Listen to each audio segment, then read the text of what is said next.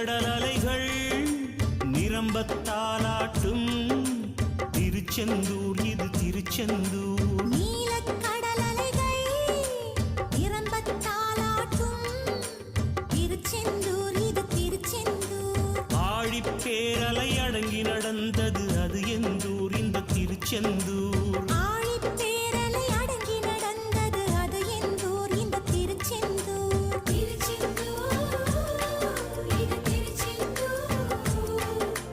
திருச்செந்தூர் இது திருச்செந்தூர்.